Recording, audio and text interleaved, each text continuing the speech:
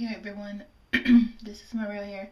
I'm about to do a sew-in, so I'm gonna do maybe a few different photos so I can show you each step and teach you how to do an invisible part closure with no hair left out. So then, okay, so far what I've done is I took my hair, I parted off some braids, and then I started to braid it up. And here's just a view of what I've done so far. And you can see how I switched up from overhanded and underhanded braids just to fill it in. And I'll show more once it's completed. Okay, I'm on my last braid now, so I'm going to show you how I've been doing it. I basically just been putting a little bit of foam wrap on my hair. Just rubbing it on it just to help it stay, just because my hair likes to unravel whenever it's braided. And then I'm going to just do an overhanded braid just to finish this last little bit up. The reason why I'm putting this here is just to help keep it flat, so that whenever I do put the weave on top, it's not going to look really big and bulky.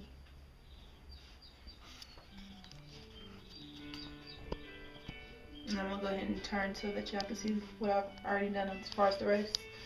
See over here, I connected all this together, and I'm about to finish this last little bit up.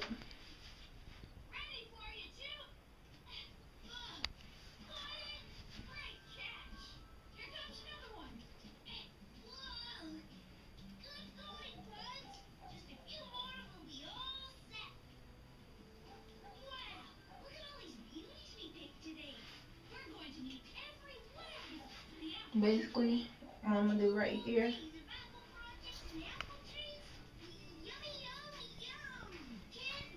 is start putting this part down.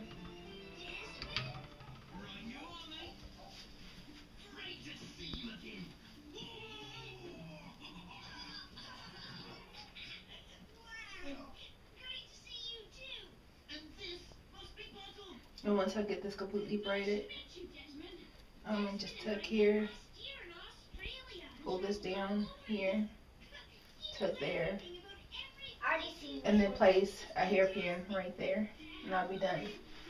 And then it'll finish me up for this segment. So far in my hair, I've braided it up and I've started to sew it in.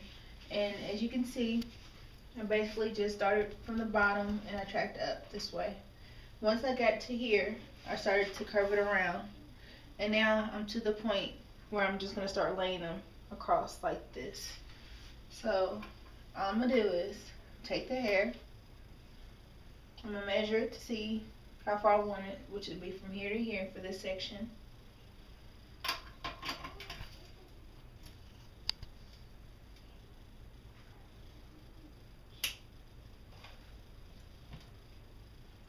And then I'm going to start just sewing in.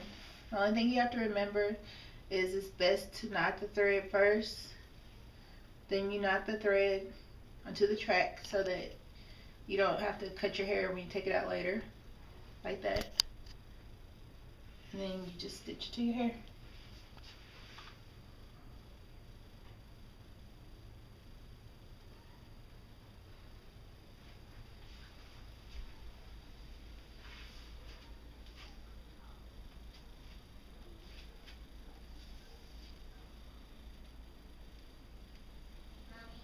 The only thing is it's not going to hurt anything if you stitch more than one braid.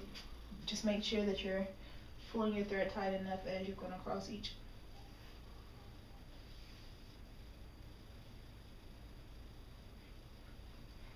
Okay.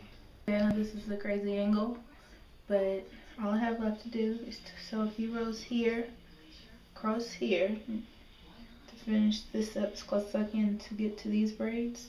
And then maybe one more here, and then I'll start pulling in my invisible sew-in closure. So I only have a little bit left, and I'll let you see how it goes. I've done all my hair. The only part I have left is to finish up the closure, which is here.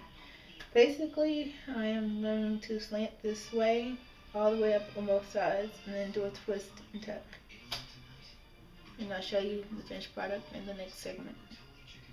Okay, right here, I basically just stitched some in a half circle, and what I'm going to do is I'm going to twist it, kind of put it like this, and I'm going to stitch around it like a little horseshoe.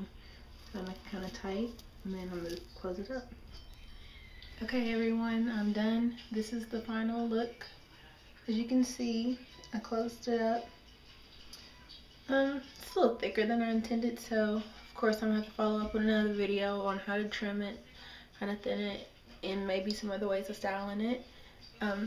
This is the free choice bulk hair, and as you can see from the mirror, it is very long. It's 18 inches, synthetic. I like it just because it's low maintenance and it's easy to care for. If you stay tuned to my tutorials, I will show you how to trim the hair, eventually do hair, makeup, and much more. So tune in. Thanks.